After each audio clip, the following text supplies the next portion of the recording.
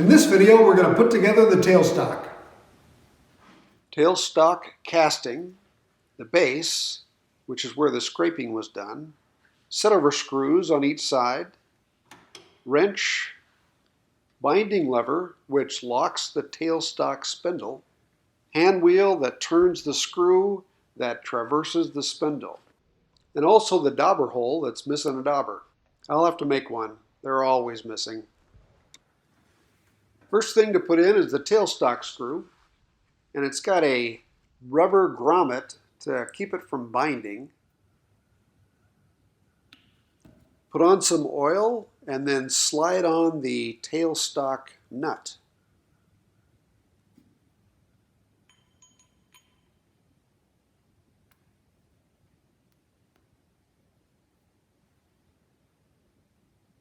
Slide the assembly inside the casting and then screw the nut on. This gets tightened on after I get it on the lathe.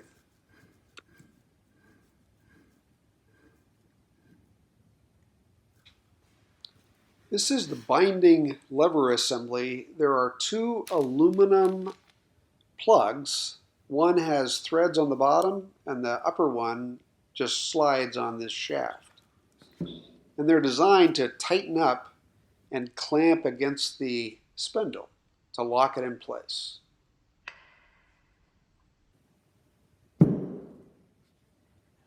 Oil them up and slide them in place, orienting them so that they'll connect with the spindle.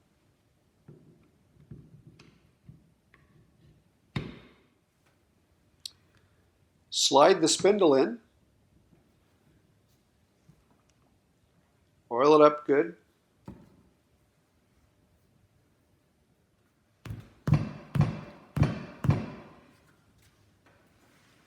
Slide it in so that it connects with the screw.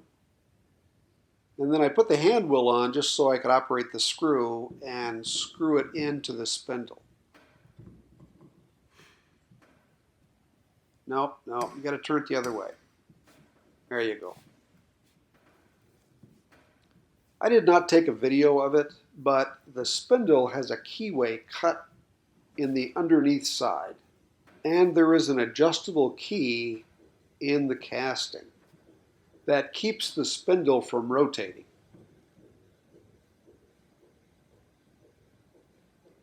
I did not show the installation of these two oilers, but there's one for the screw and another one for the tailstock nut. The hand wheel is attached to the screw with a 1/8 inch pin and then secured with a nut. You can see here there's a little bit of damage. Someone really reefed on this hand wheel. The pin was misshapen and the hand wheel handle was actually missing. I had to replace that. But I think this will go together fine. Put the nut on, tighten it down, and we're good.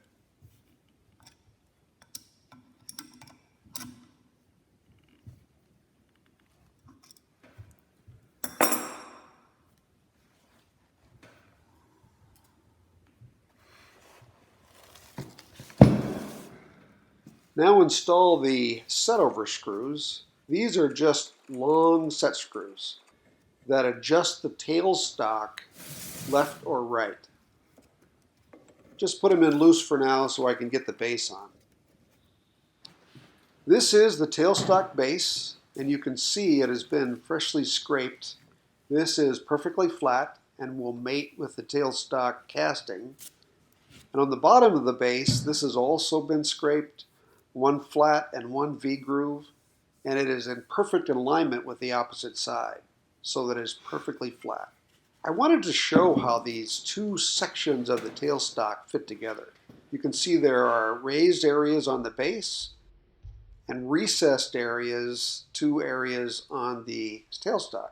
These two pieces are perfectly matched with zero clearance. There's no play at all. So the base is perfectly aligned to the lathe bedway. The upper portion of the casting then is perfectly aligned with the base. You can also see the hole for the clamp bolt clamps the whole thing down to the bedway. Oil everything up real well, and then slide the top and match it to the base.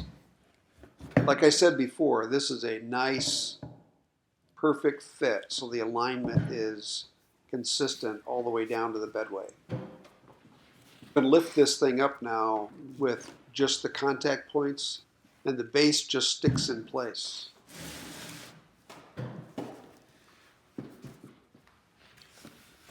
Now we put on the felt wipers and the retainer, and they are just secured in place with 2 screws. This is the back side.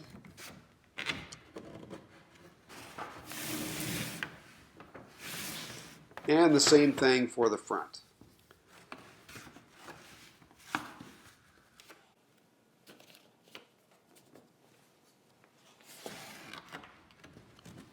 Okay, now we're ready to set the tailstock onto the bedway. Be careful, it's heavy.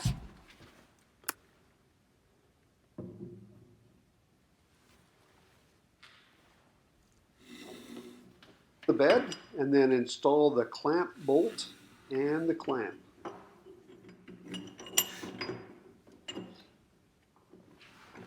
And finally the clamp nut. You know, there's a washer that goes in here too. I forgot to put that on.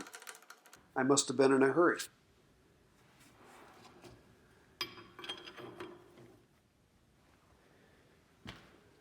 All done. Turned out real nice, nice and tight.